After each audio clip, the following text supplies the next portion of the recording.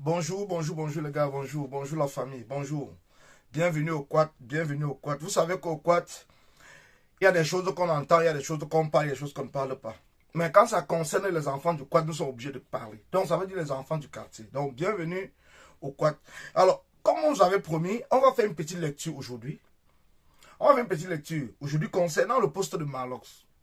Marlox, c'est ce jeune chanteur qui a ouvert un bar à Yaoundé qu'il appelle le Boivement, où il fait beaucoup de promotions du sexe, de la femme, de ceci, des femmes presque à moitié nues, des femmes ceci, des femmes cela, parce que c'est son commerce. Alors, c'est un jeune de quartier qui a réussi dans la musique et qui est en train de se faire du beurre dans la vente de l'alcool, de la boisson et tout, et qui passe son temps à faire la promotion de l'alcool. Bien que on le fait comprendre que non, la promotion de l'alcool n'est pas une bonne chose, bon, il continue à le faire. C'est pas grave, c'est son boulot, on me dira cela. Mais entre-temps, nous parlons de Marlox ici aujourd'hui, par rapport au décès de Martinez Zogo.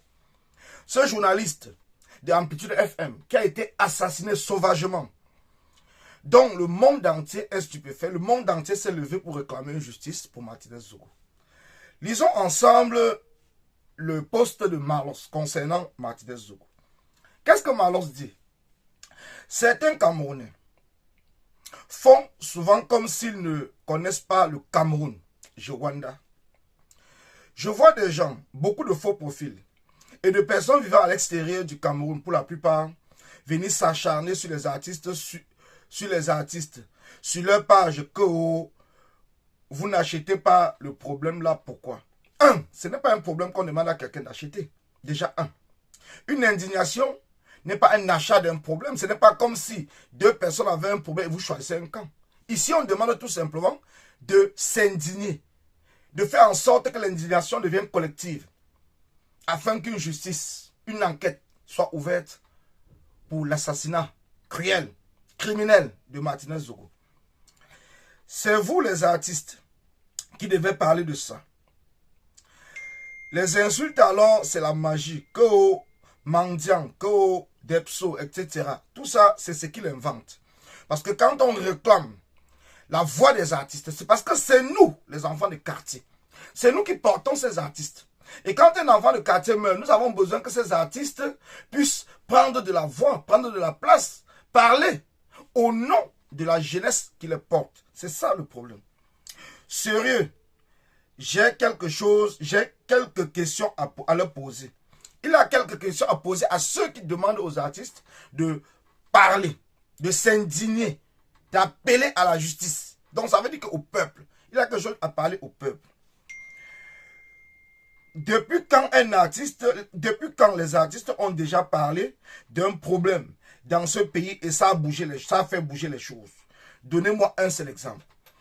Marlox, quand on demande à un artiste de parler, ce n'est pas parce que les artistes n'ont jamais parlé, ont déjà parlé et que ça n'a pas fait bouger les choses que les artistes doivent s'arrêter de parler.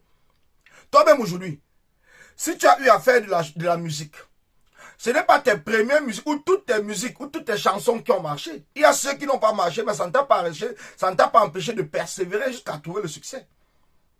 Si tu fais des activités, ce n'est pas parce qu'une activité, deux activités n'ont pas marché que tu dois croiser les bras. Donc c'est la même chose.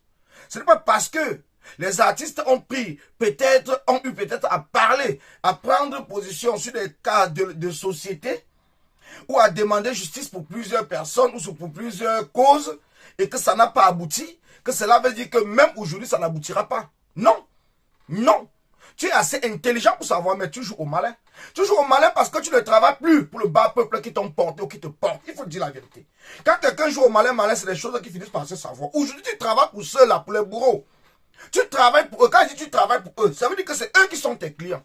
Parce que vu les prix qui se passent, que tu pratiques dans ton boivement, tu sais que les enfants du quartier, les Nangamboko, les chômeurs, avec qui vous avez cheminé ensemble hier, ils ne sont plus en mesure de venir acheter une bouteille de whisky.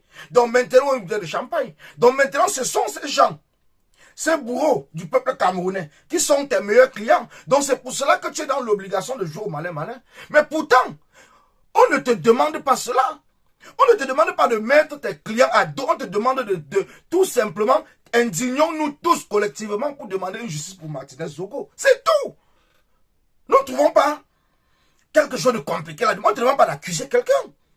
On ne te dit pas de dire que c'est telle personne. Tu n'es pas la justice. Tu n'es pas le juge. Tu n'es pas le procureur. Mais ta voix compte.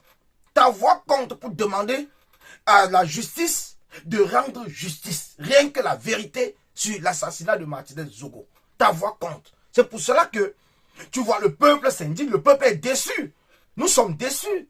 Parce que toi-même, tu étais devant la prison de Konengi, où tu as levé ton t-shirt, si je me rappelle encore bien, pour demander la justice de la libération de Valsero, du général Valsero, si je me rappelle encore très bien.